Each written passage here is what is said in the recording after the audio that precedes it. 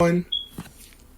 Hello, ladies and gentlemen. Welcome back to another episode of the Call It Anything podcast. I am Jack, joined by my guest, Mr. Solis.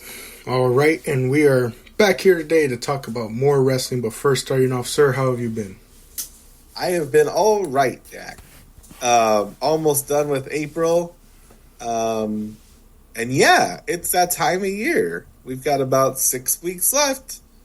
And you feel it. I saw an Instagram post that was very relatable. It's that time of year where you're just basically yelling out loud how many days you have left in the school. Oh, man, yeah. I remember the springtime always being super chaotic with school. And how are you? I'm doing all right. Just been, getting things done on this side. Sure. As the Undertaker in 2001 would say, taking care of business. Yeah. Just doing everything I need to do. For the younger audiences, as Shotzi Blackheart would say, taking care of business. Oh, man. But, a lot of the audience is probably like, hey, wait, you guys were just talking about, I think the last episode was us talking about WrestleMania, of course, so they're asking, what are we doing here so soon? I believe Backlash is the next pay-per-view, but that's not till next week, 2 weeks, I forget. I haven't been keeping up with the dates for that, but we are here to do what we occasionally do time to time, and that is cover the other promotion across the bridge. Or at this point, AEW All Elite Wrestling. Yeah, we are here to talk about AEW as they recently had their show Dynasty. And we're here to talk about this one, especially because it piqued some interest with a couple of the different matches that they had thrown on this card.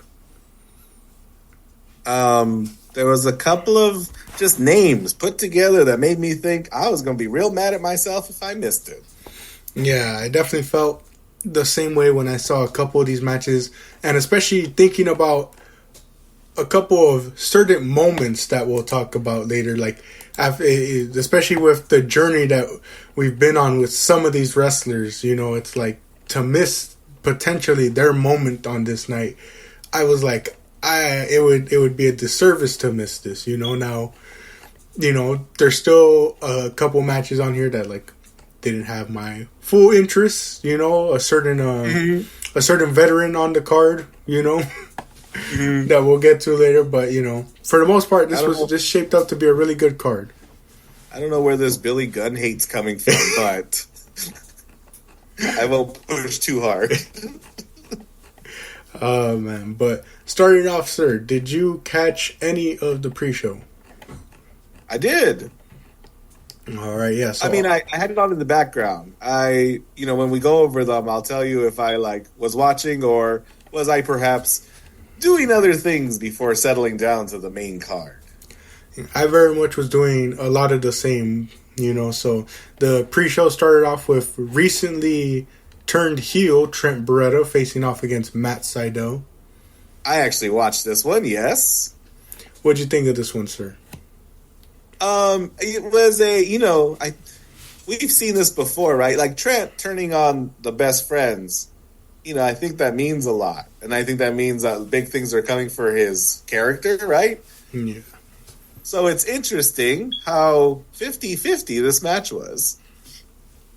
Yeah, I definitely noticed that too, especially because it's his first match since that heel turn. I think it was the first match since his heel turn, so it's like, as many put it, like it was going to be sort of like a building block, a sort of like establishing what he's going to be like going forward, and it didn't necessarily fully feel that way to me, like at times. I didn't feel that way to me till the end when going for like that running knee, he does like the best friend hug, Yeah. That's when people like booed him the most. That was like the most, I'm bad, I'm mean, I'm going to remind you of that thing I did to that guy you like. Yeah. And, that like I said, that was something I noticed where it was like, it just wasn't super prevalent until that end. And then, of course, after Trent wins against Matt Sydal, he starts to beat down on him. And that's when Chuck Taylor comes out, to stop him. And that's when Trent Beretta obviously told him, hey, on Wednesday on Dynamite, you have to make your decision about who you're choosing, me or Orange Cassidy. Yeah. It's one of those age-old tropes of wrestling where wrestlers don't talk to each other during the week. They only wait till the camera's on. Yeah, or, they're not watching... they don't watch the show, so they don't see, like, the stuff that happens backstage where, like, someone's being sneaky backstage or, like, like how... I think one time with Roman, they, like, alluded to, like, that he was watching SmackDown one time and saw, like, what Jay was up to. Yeah. Yeah. Hey, and who's that behind Trent as he's walking up the ramp real triumphantly? It's Orange Cassidy. Getting ready for a match, but, really kind of punctuating that, recent quarrel between him and Trent. Yeah. Gonna be interesting to see when that match goes down. I think since we're recording this on Thursday, Dynamite was yesterday. Chuck Taylor chose Orange Cassidy, of course, and fought off his former tag partner now. For now, we've seen, is he going to Dakota Kai old Orange there? But what I was thinking about, Jack, with the highlights of Dynamite from yesterday, this is an interesting idea. Reviewing AEW after their post pay-per-view weekly show. We just have so much context of the things that we saw. Yeah, and it's always funny because when we do our WWE ones, normally we're recording usually a day after when we record on Tuesday, so that's after Monday, so we get some context. But I remember also the days when we would record on Mondays where we didn't have that context, and sometimes we would catch something live while it was happening, or it would be one of those things where we talk about it and then it's like Raw either confirmed our thoughts or it completely went against our thoughts. That was the best and the worst when you were like, we start fantasy booking, getting up ahead of ourselves, and then it's like, oh, she's hurt. Oh. I always think back to this one tweet I saw where someone was like, being a wrestling podcaster is having your takes age horribly only like an hour after you put it out. Yeah, yeah. Oh, man. But moving on to our second match of the night, as you alluded to, it contains Orange Cassidy in it, and he's teaming up with Katsuyori Shibata against Shane Taylor Promotions, Shane Taylor, and Lee Moriarty. I have a question for you, Jack. What's the deal with Shibata? I get the sense he's fine. So if he's fine, Jack, I think there was a few high-profile sparse matches, right? He was Ring of Honor Pure Champion, but I do have this question, Jack. Why isn't he in New Japan? Yeah, so I think I remember the news breaking that he signed with AEW now. Yeah. And if I remember around the time, the thing was that, New Japan wasn't going to let him wrestle the way AEW was with that Pure title, So I have the sort of same sentiment, especially because I'm not obviously asking for Shibata to turn into prime Shibata that we knew before, given his injury history. But, previously, I can't remember if it was on Collision or Dynamite, he faced off against Bryan Danielson, and I was super interested in that match because I was but at the same time, when I went into that match, I kind of tamed my expectations a bit because I'm again, it's not, the best versions of themselves. Both these guys have went through serious injuries, and especially with Shibata, it's we've seen him in the past. He's not really wrestling his old style, but in that match, it was definitely more than what I've seen in the past, at least personally to me. Some people thought it was the same level, but to me, it felt like Shibata was wrestling a bit more closer to his previous style than some of his pure bouts when he went against Danielson. So I share that same sentiment with you, where it's he has shown that he can wrestle obviously a bit more than what when he first returned, those 5-minute exhibitions, but yes, it is a bit confusing at times. Yeah, I agree. And so they're fighting Orange Cassidy and the wrestler Shibata are wrestling Shane Taylor Promotions. And here again, Jack is like somebody who's like really going to take it to both these guys. It's, what's his name? Shane Taylor. And Lee Moriarty. Anthony goes on commentary, very entertaining. And then who's the tag team partner? Lee Moriarty. Correct. Yes. Yeah, I was definitely interested in him because I'm a big fan of Shane Taylor a lot, you know. I like a lot of his work, and I was interested to see how he's going to pair against, you know, not only Orange Cassidy, but Shibata as well. Yeah. And, you know, Orange Cassidy and Shibata do that shtick where Orange does something very soft and Shibata does something very hard. Yeah, I like that. You know, pretty simple tag match, you know, nothing too crazy, especially because it's the pre-show, so you're not going to get anything too crazy. But Orange Cassidy and Shibata get the win here. I believe Shane Taylor Promotions is continuing their feud with Shibata. But with Orange Cassidy going on to feud with Trent, I wonder who steps in to help Shibata. It'll be interesting to see where they go with this. Against Shibata versus Okada, because they are, Jack, under the same umbrella. That's the craziest part, is looking at a lot of the different roster members and realizing, dang, these people are under the same company. You know, like we could get this match at any point. Oh my! But to close out the pre-show, we have titles for titles. We have the Ring of Honor 6-man champions, the Bang Bang Gang, Jay White, and the Guns versus the AEW Trios champions, the Acclaimed and Billy Gunn. And the winner of this match, it's winner take all. We're going to leave with one Trios champion. Good, because 2 is redundant. Yeah.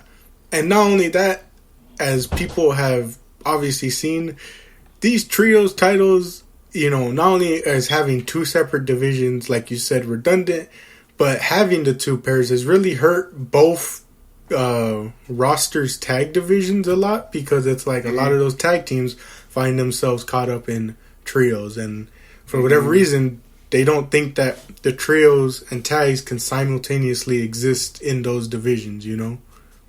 Yeah. It's like if Top Flight is in the trios division with Action Andretti, they can't be in the tag division at the same time, you know? So at least having one trios title to go back and forth between Ring of Honor and AEW should hopefully free up a lot more people now that they have, like, you know, like you said, one less championship to deal with the outcome of this match. If there was ever a roster who could effectively use 2 trios tag team championships and 2 tag team championships, it's this roster. But it's fascinating, Jack, that they can't. Yeah. You're not for want of like people. Yeah, that's the big thing. It's like, it's not that you don't have enough people, it's the way that, in a sense, you're distributing those people, you know? Mm-hmm. But what do you think of this match, sir? This is definitely background, you know? I'm definitely gonna like keep my ear out open for the end. I do want to surface an observation somebody made. They compared Jay White to Triple H, 2000s Triple H, who maybe himself was, you know, somebody people couldn't quite figure out, you know, who is this guy? Like, but he's surrounded by funny and interesting people, i.e. the New Age Outlaws, and it just works. Like, they're helping Jay, right? And it really kind of like, not elevates him, but just makes him a more well-rounded and interesting character. Yeah, and about Triple H. And I think the best thing to add to that is, like, you know, there's been a couple like booking that like people would bring up when it comes to Jay White that, like, you know, that's been a struggle with him. But I think the big thing that like a lot of people aren't realizing, that like really, especially at least personally for me when it comes to Jay White, the thing that like I think about is when Juice Robinson went down. You know, like he was kind of like the main guy who really, like, at least to me, like he meshed so well with Jay that like it helped, like, as you said, elevate Jay a lot, you know. And they were especially interesting when they were tagging together. So it's like when Juice went down, it felt like, you know, he lost some sort of like pairing there, you know. And it's like the Guns obviously help him out as well, but, you know, to me at least, it's like Juice added something to that partnership. Yeah, Jay didn't have to be boisterous, funny, you know. He didn't have to be obnoxious because Juice did that. Enough for two people. Yeah. He did that with Dave Finlay as well. Yeah. But getting into the finish of this match, because similarly, I had it on in the background. I was waiting for the main show, but I was keeping an eye on this one just because I wanted to see what the ending would be. And it By the way, Jack, I picked in my mind who I wanted to win, who I wanted to get the pin, and I think I could have guessed who he got the pin on. But I was like, I want Bang Bang Gang to win, and I want Jay to do the pin. Because I want him to succeed. Yeah. And what's it called? I'm already blanking on the finish of this match, sir. Can you remind me? Well, it's Jay White and Billy Gunn. One thing leads to another. It's the, what's his sister Abigail? The Switchblade and the pin. I don't remember any shenanigans afoot. No, I just remember the spot where Billy Gunn gets hit with the baseball bat and still kicked out. Ah, yeah. But as a beast. But the Bullet Club Gold is, to make things easier with referring to them, wins and takes both sets of the trios titles. I don't think we saw them on Wednesday. I don't think they're advertised for Rampage. I don't know about Collision, but I bring that up because I'm interested to see when they make their first appearance. If they're obviously going to bring back the old trios title look because they're not going to use the acclaimed ones that were specially made for them. I don't know if anybody's keeping their eye on Ring of Honor TV. Maybe they show up there with the official Ring of Honor trios as the exclusive trios division. Very interesting to see what goes on from here. But with that, the pre-show ends and we start off the main show. And the main show starts off hot as we have the AEW Continental Championship on the line. Kazuchika Okada defending it against Pac. I don't even care about this made-up title. The match itself was why I bought the show in the first place. Yeah, this one especially interested me, but sir, do you want to hear what interested me the most about this matchup? Tell me.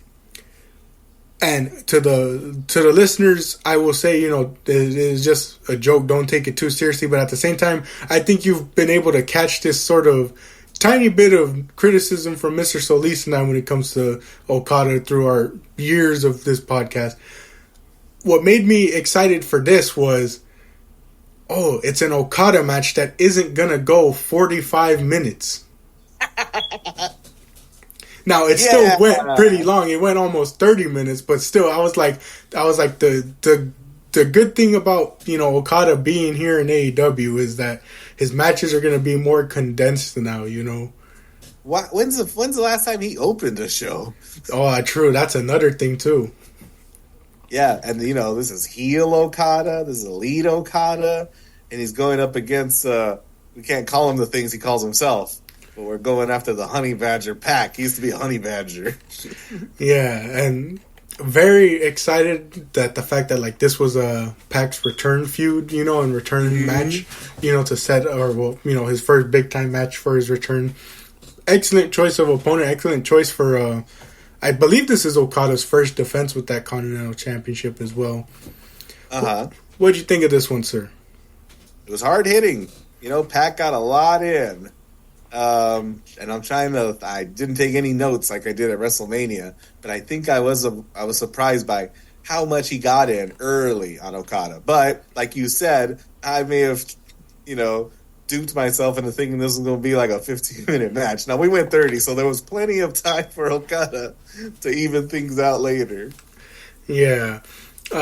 Any spots that stand out to you? The one that stood out to me was Okada looking to set up, the Rainmaker pose that he always used to do, but this time flipping off the camera. And I think about Trent, what I just said about Trent, right? Like Okada, really wasn't being heel Okada up until that moment.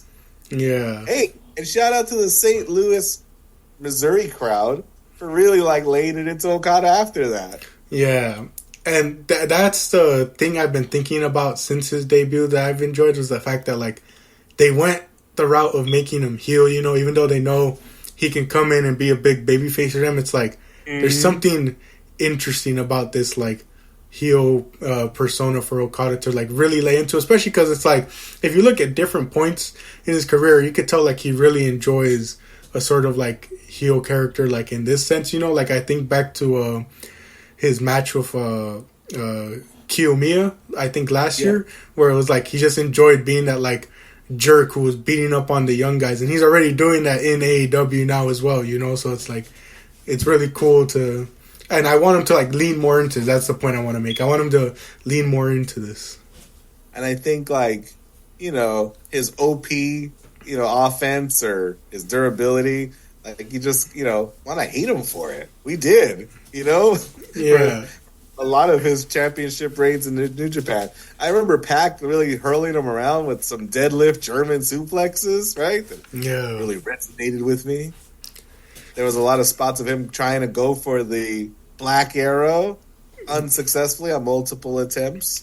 Yeah, I forget which move it was, but Okada hit Pac with a move, and then the way he sold it, like, you know, he's known for the way he sells a lot of the moves, especially like the bumps he'll take on his neck and head, especially. At the end, the Black Arrow into the knees, I was like, this guy broke his jaw. You know how, you know, he's been in and out, right? Yeah. I'm like, guy's on the way out again. He just broke his face on that guy's knees because he was selling it so good. Yeah, I really enjoyed it. Real good stuff. Okada retains here. Real good match to start off the card. And, you know, got to sell that, you know, if anyone's going to sell that Rainmaker, it's going to be Pac. Yeah, he was really selling, especially on his way walking out. But our next match is a trios match. We have the House of Black, Brody King, Buddy Matthews, and Malachi Black facing off against Mark Briscoe, Eddie Kingston, and TNT champion Adam Copeland.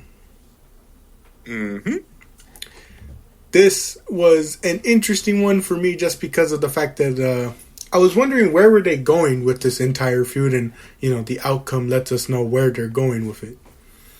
The outcome, and throughout the match, Malachi Black goes out of his way to not interact physically with Adam Copeland. Yeah, I really enjoyed that story bit. Yeah. Another thing I enjoyed was Eddie and Brody exchanging the chops, you know, and Brody King calling them out. Yeah. Yeah. Wanting more, putting the straps down. Yeah, I especially liked how like he got Kingston so mad that like Kingston like basically forces himself in through tag, and then like immediately starts going at with him, and like you said, he gets so mad at he pulls the strap down. It's like usually Eddie does that later in the match. He did it like straight towards the beginning, really wanting to get into it with Brody. I'll tell you what I enjoyed the most. Mark Briscoe, recent Ring of Honor heavyweight champion, and he's got this shirt with a chicken on it, and it's something like Cluck Fu, you know, like Kung Fu, but with chicken, and I'm like not 100% sold on the chicken. But you know, he and his brother were raised on a chicken farm, which is like, okay, I kind of get it. But then he starts fighting Jack, and with every chop and everything he does, he kind of throws it's like a hi-ya. But it sounds like this rooster out there. I'm like, oh, I'm into it. I'm into it a lot. Yeah, and not only that, I mean, he was flying out there. Like, he was doing sentons into people, elbow drops into people. He was really all over the place. How about a chair on the apron so that he can use it as a platform to front roll over the post onto whoever was outside. Yeah, that was crazy. And then, you know, commentary even mentions like how dangerous that is, because it's like, hey, what if that chair slips? Because it's not like there's much room on that apron. I always marvel, and I'm always excited about a performance like that, Jack, or like a match, or at least his part of it, that make me think I might get that chicken shirt. Oh, man. I also want to say that there, I think it's right after he does that, that's when like Brody King, I can't remember if he suplexes him or throws him, I forget how he does it, but he throws Briscoe into that barricade, and it looks super rough. Yeah. You know, I think the fans, I think, so the barricade bends in a way that you're like, man, he hit that so hard. Actually, he also might have hit it where the two barricades meet, you know? Yeah. They put it back in place, and I'm like, someone should have stopped them. They should have let that linger a bit. Yeah. But as we mentioned, the story throughout this match, of course, is Adam Copeland and Malachi Black not interacting. Well, in the end, they finally do, and what happens, sir? Oh my. Trying to think of the setup. The ref is distracted. Adam Copeland is in the ring. Malachi, do you know the setup? He's setting up for a spear. Ooh, he's setting up for a spear on Malachi. Yeah. And Malachi cuts him off at the pass with the black mist in the face. Yeah. Copeland eats a black mass and takes the pin. It was a pretty black mass. Yeah, that one was real good. Takes the pin.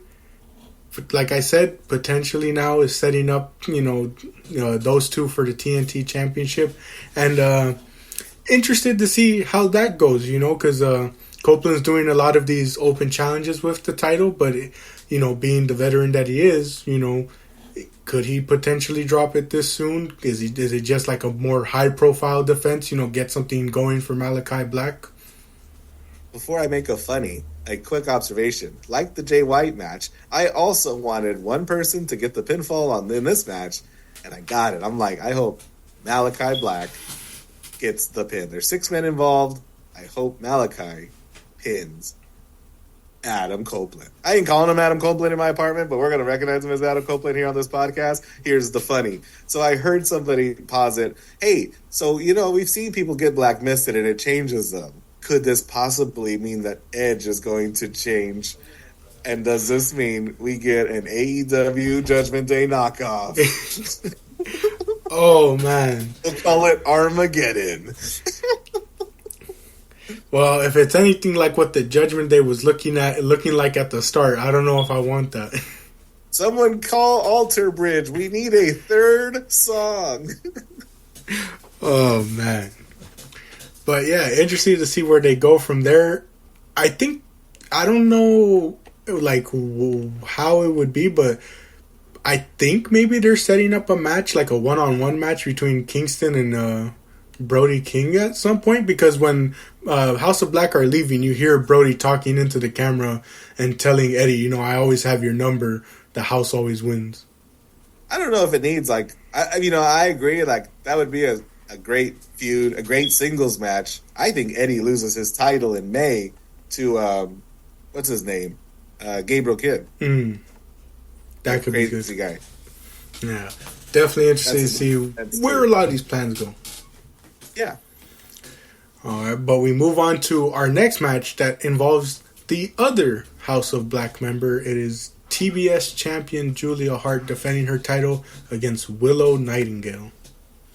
And as I was mentioning at the start, there's a lot of matches that I said, are about the journey and all that. Well, the journey with Willow has really been going on for almost like a year and a half now, about, her just getting to that next level, and AEW really capitalizing on it because last year, Mr. Solis and I went to the New Japan Resurgence event, and obviously due to Mercedes' injury, Willow ended up winning that New Japan Women's Strong title. She ended up winning the Women's Owen Hart Cup, and it was like, there's a lot of momentum here to go with this. Where are they going to go with it? And it never really seemed, at least in my opinion, that like AEW fully capitalized on a lot of the momentum that was built, on accident for them. Like there was a ton of momentum. They, tried to capitalize on it with the Owen Hart Cup win, but it was like, she didn't really do much from there. She didn't beat Athena for the Ring of Honor Women's title. I don't think she challenged at any point for either of the women's titles that I can remember. So it's like, they didn't really capitalize much, but as of late, her and Statlander have been, doing really well and building a lot of momentum for themselves. And now with Mercedes Moné joining AEW, there's a set story in place if she is to win tonight. Yeah, which we get maybe a little more information about post-match. But as far as this match goes, what'd you think, sir? I enjoyed it. It just felt a bit quick. Oh yeah. I don't know what the official time is, but personally to me, it really felt like I blinked and the match was over. Like that's how quick it went, at least to me. You know, it's funny. So I think we're conditioned, or at least, you know, we're gotten used to, if something feels like that quick, it's because something went long. Conversely, Jack, I think another reason something feels as quick is because they allot for time for the post-match shenanigans. And I think this match, they went out of their way to know, well, actually, I don't know if you ever heard that story about Brock and Seth. Brock Lesnar and Seth Rollins are going to have a match. That was like Battleground. It was a summer pay-per-view. And Seth Rollins is like, I want to do this, and I want to do this, and I want to do this. And Brock goes, why are we going to do any of that? No one's going to care about any of that because the match ends with Undertaker coming out and jumping me. And Seth Rollins goes, and that's when I learned how to be a pro wrestler. He's like, we're not going to do any of that.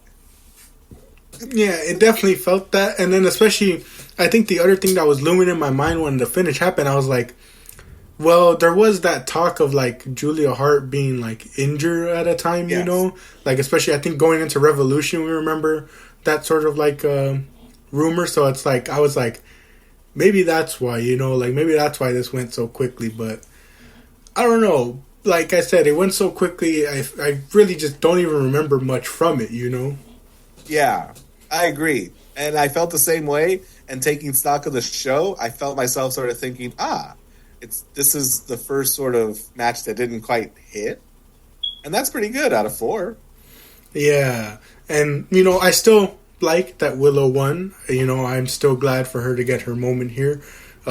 Stokely Hathaway was on a commentary exclaiming that they were going to go to Chuck E. Cheese afterwards. Yeah.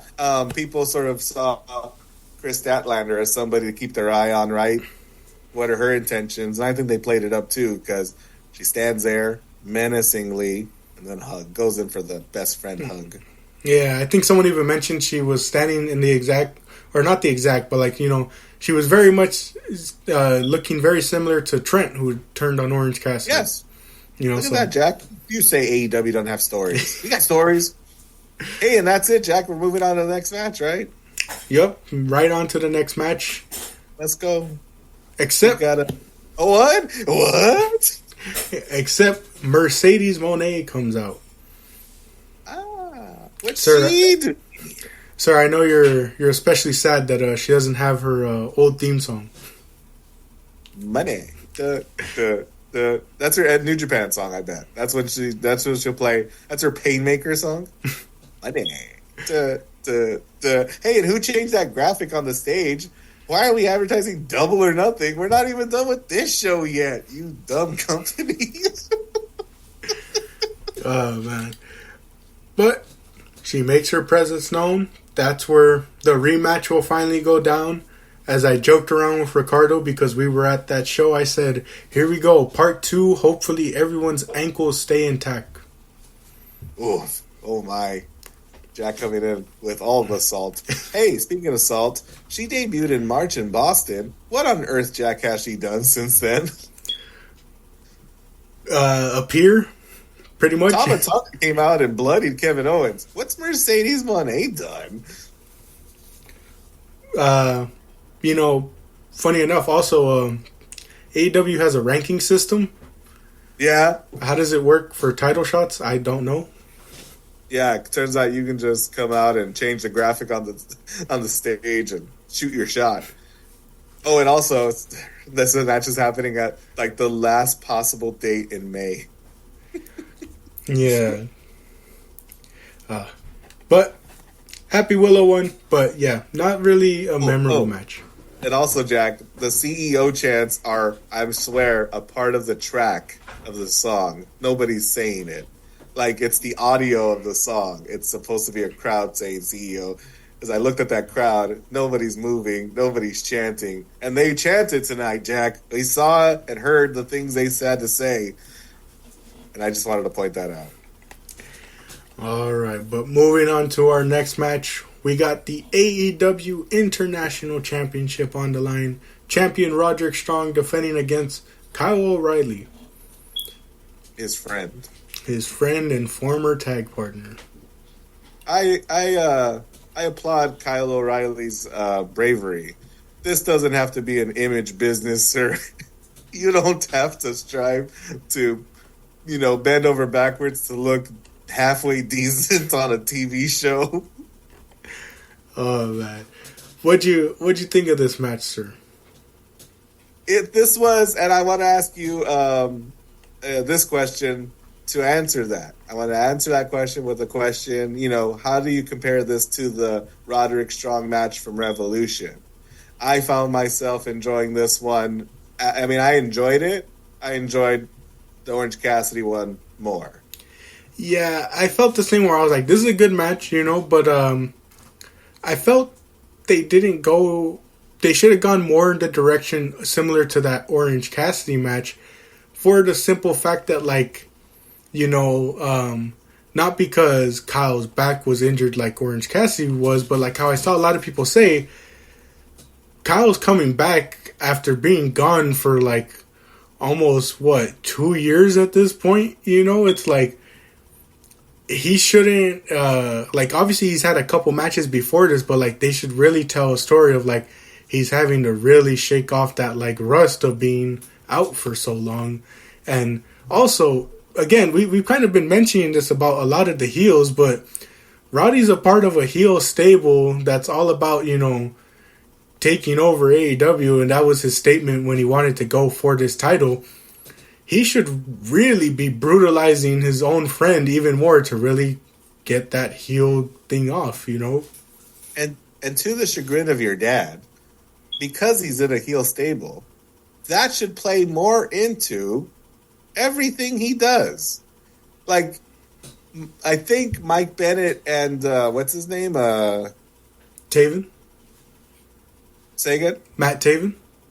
Taven. I think they brought him out to the stage, right? But like let him walk out on his own. Why aren't they ringside? Why aren't there shenanigans? Why aren't they being just, House of Evil, Bloodline, just an undisputed era, obnoxious. And, some might argue, it's because, they're friends and all that, but that didn't stop Roddy from throwing a knee right in Kyle O'Reilly's face on Collision the other day. Damn. Or how about a backbreaker across the turnbuckle? Yeah. It's like, again, that's my only complaint here. Like, again, the match is really good, but it's just like, for some reason, a lot of the heels aren't fully leaning into that heel side of them, No, Jack, actually, I was wrong, because as you'll remember, Wardlow does come out to the ring. And do you remember what Wardlow did? He stands there, menacing. He does nothing, Jack. I would even say he doesn't do it. The only thing he does is convince me that my problem with him was the man bun the whole time. Because I go, hey, you know what? I'd be into this guy if he didn't have that man bun. Like, the man bun should have left when he dropped MJF, but he kept it. And I'm like, why are you all cheering this man? Like, what's his deal? I don't get it. He does power bombs. Big go up. Yeah.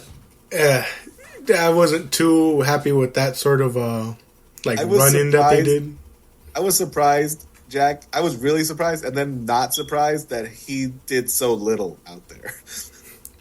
Yeah, as people have been saying when it comes to Wardlow, it's like, I don't know what they could really do with him at this point to make him any different. It's like the biggest change is obviously that, not really diversify that moveset, but like really, again, we're talking about heels. For a big man, really hone in on the big man moveset, but not like the cliche moveset, it's not to say that like he has to just do what we see other big men do, but it's like, I've seen a lot of people say like, can someone show him like tapes of Mike Awesome and get him to like start being a powerhouse in that way and not the here's 50 power bombs ways? He'd already been North American champion in NXT. More than likely. I'm just saying.